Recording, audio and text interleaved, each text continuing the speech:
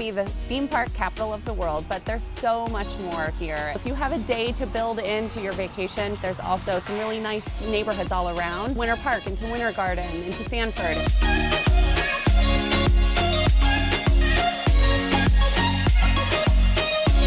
People that are going to the theme parks are looking for something else other than the chains and what's at Disney currently. We've all been around for a long time, so we were going to each other's places. You know, I think the people are willing to try new things as well. About 10 years ago, some local restaurateurs started taking really advantage of the farm-to-table movement. There are a lot of farms in Florida. People don't really think of Florida as a farming state, but there are a lot. So this is Plant Street Market. This is a wonderful local gem and a really great little community of Winter Garden.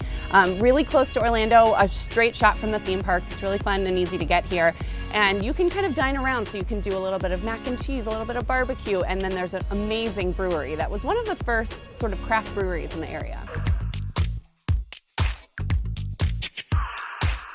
Crooked Can Brewery. You know what, they have a great selection, so they have sort of something for everyone. They have those really hoppy IPAs, they have the really great smooth porter type beers, and they have really easy drinking ales too. And it's beautiful. There's a great outdoor area, so when the weather is nice, which is almost all the time, you can sit under these beautiful oaks and make an afternoon of it, which is nice. So great, thank you.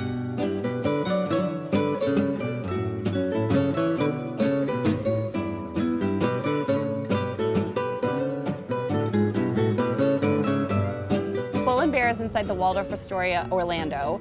The original Waldorf Astoria in New York City closed, so now this is the only one. It's the only Bull and Bear as well. It's an upscale classic steakhouse. It's beautiful. It's got the dark wood and the banquettes.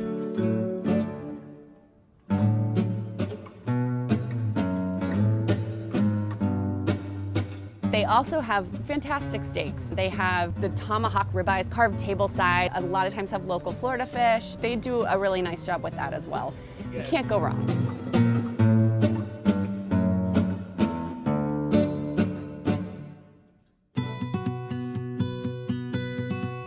I love that the dining scene is really growing here and that a lot of restaurateurs are taking chances and opening up different types of restaurants. Yeah, so a lot of times you go to a cocktail bar and they have great cocktails and they might have a few snacks, but the pharmacy does both really well. So they have a great menu, a robust menu. They have flatbreads and steaks and, you know, fish and chips and things like that.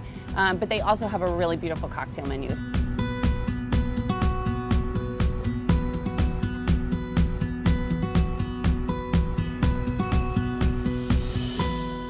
So the first time we went to the pharmacy, my husband and I were really confused. We're like, are we in the right place? We're not really sure. And an elevator door opens, but it's not an elevator, it's the pharmacy, which is really fun. From the decor to the food to the stemware and the glassware, they always pair, you know, each cocktail has its special glass that it goes in, which is really, you know, you might not think it makes a difference, but when you sip a cocktail in a perfect little coupe glass, you realize it does. You feel transported to another time, another era, and it's a fun and special place to spend an evening.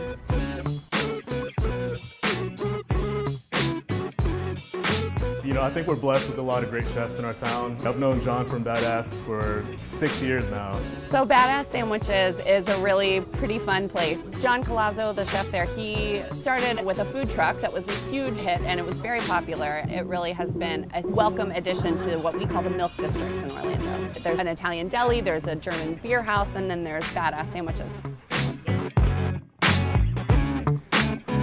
It's pretty bare bones, which I really like. It's just a cool counter with a couple of seats. The thing they do best, I think, is they have really great bread and they have great things that they put inside that bread, and it's the perfect ratio, so you get the perfect bite every time. That's great.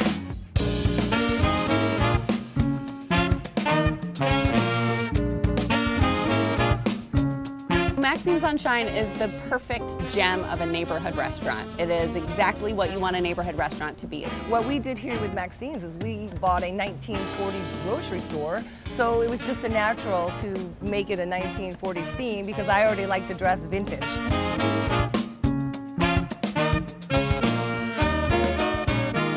Maxine and Kurt, the owners, are almost always there. I love it when people say that they're having a really good time and that they look forward to returning and that they're going to tell their friends. That's just music to my ears. It's really fun to go and sit. So they come table to table and they're very friendly and sweet. They're great people.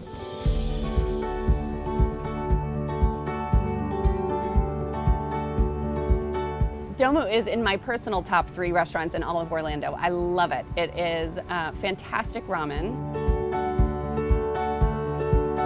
Domu actually means dream come true. We're just a neighborhood ramen shop. It is something that's makes you feel at home when you eat a warm bowl of ramen, produces cocktails, homemade noodles, and just fun appetizers. So what we like to do is usually make an evening of it. So we'll start in the bar, get some cocktails and some of their appetizers. A favorite is called cuisines, which is corn and melted cheese, and it sounds really strange, but it's really delicious. And then we move into the dining room and have some of their ramen. They have a great cool bar area, and they change the menu seasonally. They make a sake Negroni, which I really love. That's my favorite. That's awesome.